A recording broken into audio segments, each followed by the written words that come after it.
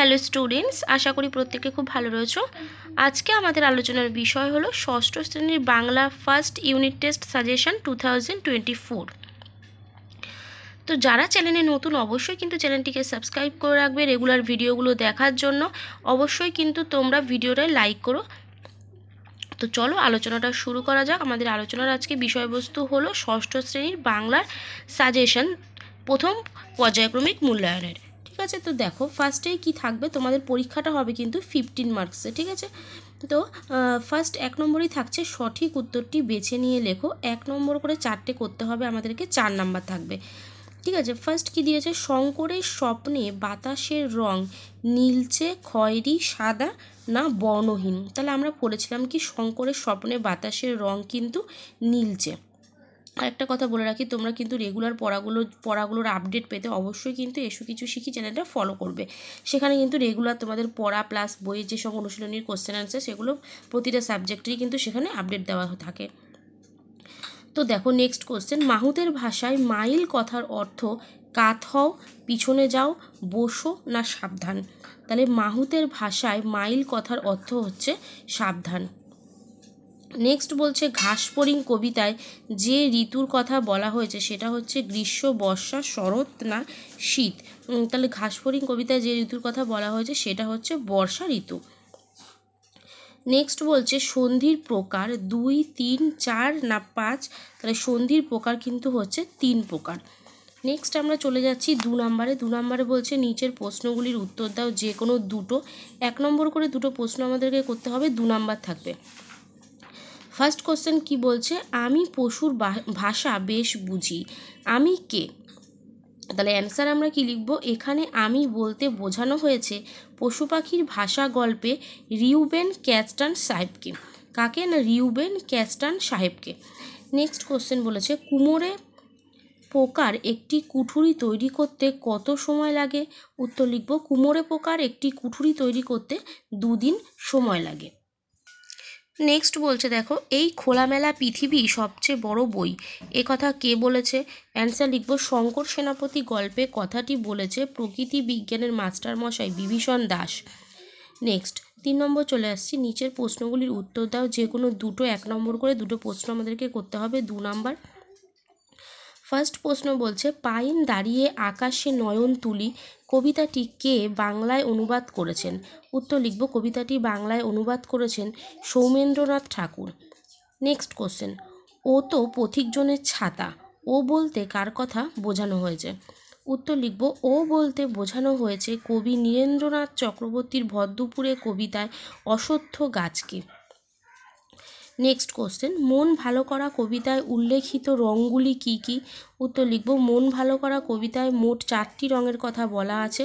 রঙগুলি হলো নীল, লাল, হরিদ্রা ও সবুজাভ। এবার চলে আসছি আমরা 4 নম্বরে। 4 নম্বরে কি বলছে, নিচে যে কোনো একটি প্রশ্নের উত্তর দাও। 2 নাম্বার থাকবে। ঠিক আছে, একটা প্রশ্ন করতে হবে। ফার্স্ট প্রশ্ন বলেছে স্বপ্নে সে অনেক কিছু জানতে পেরেছে, কার স্বপ্ন দেখার কথা বলা হয়েছে। স্বপ্ন দেখে সে কি জানতে পেরেছে। তাহলে ফার্স্ট কোশ্চেন বলেছে কার স্বপ্ন দেখার কথা বলা হয়েছে। উত্তরে আমরা লিখব এখানে শঙ্কর সেনাপতির স্বপ্ন দেখার কথা বলা হয়েছে।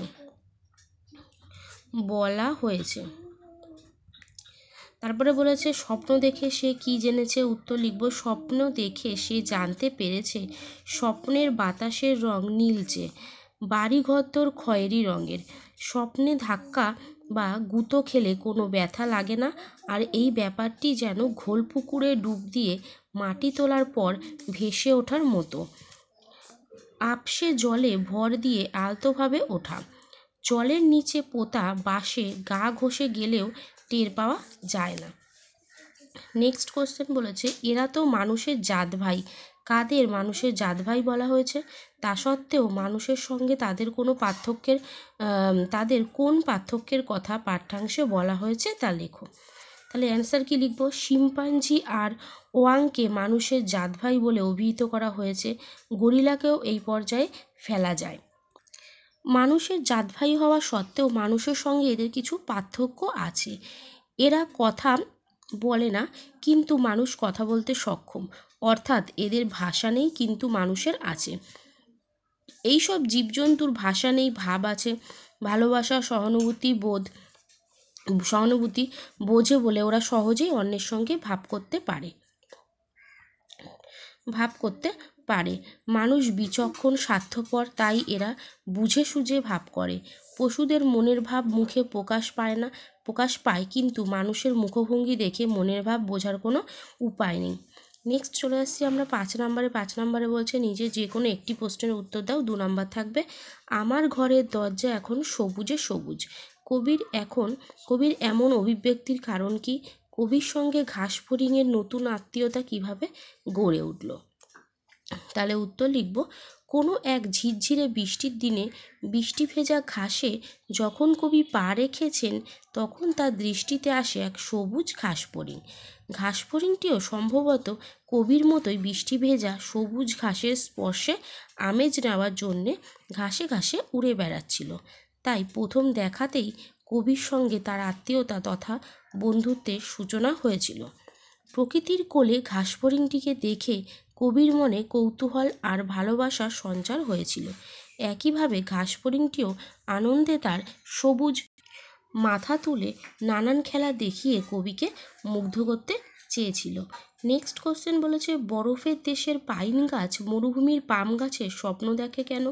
উত্তর লিখব, বরফে ঢাকা পাহাড়ি অঞ্চলে পাইন গাছ জন্মায়।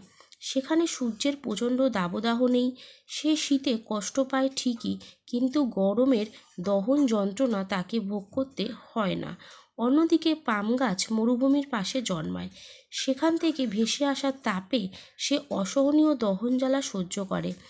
তার এমন অবস্থার কথা ভেবেই পাইন তার এই স্বপ্ন দেখে যে তারা উভয়ই সঙ্গীহীন আর প্রকৃতির নিয়মে পরস্পর ভিন্ন স্থানে অবস্থিত। এবার চলে আসছি আমরা 6 নম্বরে বলেছে নির্দেশ অনুসারে উত্তর দাও। 1 নম্বর করে 3টে করতে হবে। 3 নাম্বার সন্ধি বন্ধ করো, যে কোনো একটা করতে হবে। ফার্স্ট এটা কি দিয়েছে? পুনঃ যোগ বার। এটা কি হবে? পুনঃ যোগ বার হবে হচ্ছে পুনর্বার। নেক্সট আছে ভা যুক্ত কর, এটা হবে ভাস্কর। এরপর আছে সন্ধি বিচ্ছেদ করো যে কোনো একটি। নিরামিষ কি হবে? নিরা যুক্ত মিষ, নিরামিষ। তারপর আছে চতুরঙ্গ, এটা লিখব চতু যোগ রঙ্গ, চতুরঙ্গ। ঠিক আছে। নেক্সট বলেছে বিসর্গ সন্ধির ফলে বিসর্গটি ওতে রূপান্তরিত হয়, এমন একটি উদাহরণ দাও। তো এটা হবে দেখো মন যোগ রম সমান সমান হচ্ছে মনোরম। এখানে বিসর্গটা গিয়ে ওতে রূপান্তরিত হয়েছে। তাহলে আমাদের কিন্তু একটা কোশ্চেন পেপার আমরা সলভ করে ফেললাম। খুব গুরুত্বপূর্ণ কিছু কোশ্চেন অ্যান্সার ফার্স্ট ইউনিট টেস্টের জন্য। অবশ্যই প্রত্যেকে ভিডিওটা পুরোপুরি দেখবে। কেমন লাগবে ভিডিও জানিও। যারা চ্যানেলে নতুন অবশ্যই কিন্তু চ্যানেলটিকে সাবস্ক্রাইব করে রাখো। তো আজকের মতো এখানেই টাটা, দেখা হবে নেক্সট ভিডিওতে।